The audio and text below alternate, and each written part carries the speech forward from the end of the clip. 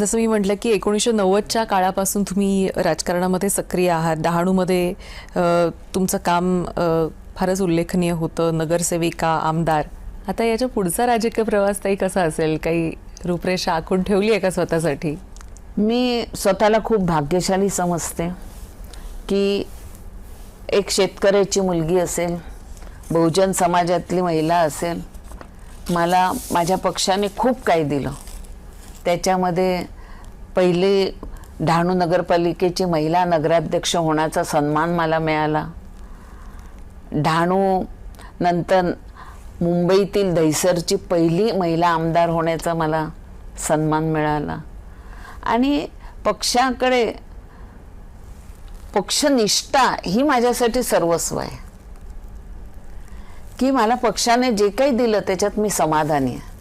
पण आम्ही जे दिवस बघत होतो की आज 2 खासदारांपासून देशाचं उच्चोत्तम स्थान राष्ट्रपती भाजपचे आहेत, प्रधानमंत्री भाजपचे आहेत, आमचे मुख्यमंत्री भाजपचे आहेत, पालकमंत्री भाजपचे आहेत, खासदार भाजपचे आहेत, आमदार भाजपचे आहे, महापौर आमचे आहे.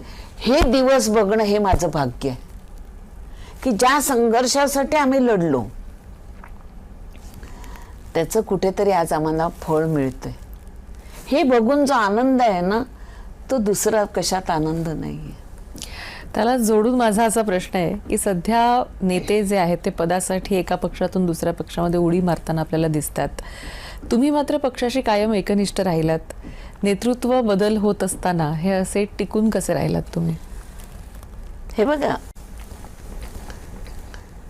आम्ही फास्ट फूड नाही किंवा अजिनोमोटो नाही.